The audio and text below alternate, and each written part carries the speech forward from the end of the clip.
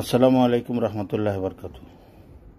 শুভেচ্ছা ও অভিনন্দন জানাচ্ছি আমাদের সাবেক পরপর দুইবার উপজেলা চেয়ারম্যান, এবার আবার পুনরায় জনগণের ম্যান্ডেট নিয়ে উপজেলা চেয়ারম্যান হয়েছে এ.কে.এম. ইসমাইল হক।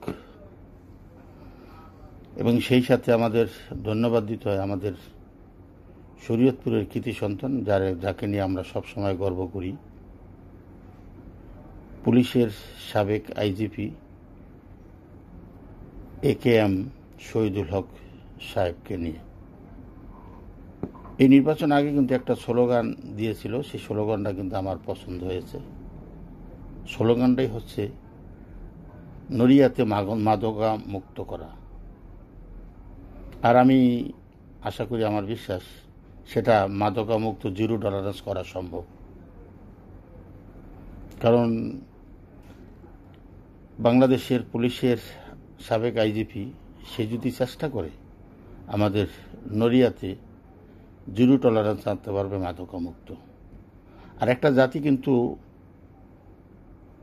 উন্নয়ন এবং কি যদি উপরের দিকে যেতে হয় তাহলে কিন্তু শিক্ষার উপর কিন্তু প্রথম শিক্ষাই করতে হবে। তো সেই শিক্ষার ব্যাপারটা কিন্তু আমাদের সাবেক আইজিপি করেছে, ভালো একটা স্কুল কলেজ দিয়েছে, সেটা বাংলাদেশে প্রথম অবস্থান আছে। তো এটা তো ইনশাল্লাহ ধারাবাহিক থাকবেই।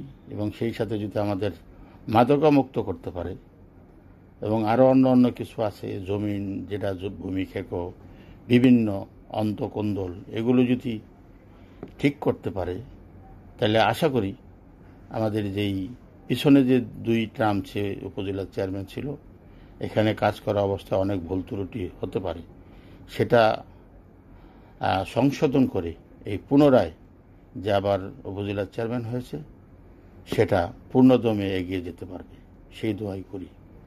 যেহেতু আমাদের সাবেক আইজিপি সাথে আছেন এবং তার দিক নির্দেশনা যদি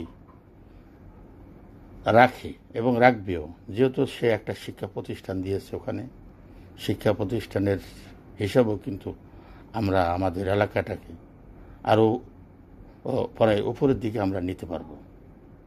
তা আমরা যে অবস্থানে আছি, আমাদের অনেকে অনেক সময় কিন্তু অন্তকোন্দল থাকে, সেই অন্তকোন্দল ভুলে আমরা যেভাবে আমাদের এই নড়িয়া শরীয়তপুরটা আমরা ওপরের দিকে নিতে পারি, সেদিকে আমাদের নজর দিতে হবে। সবাই ভালো থাকুন, ধন্যবাদ সবাই।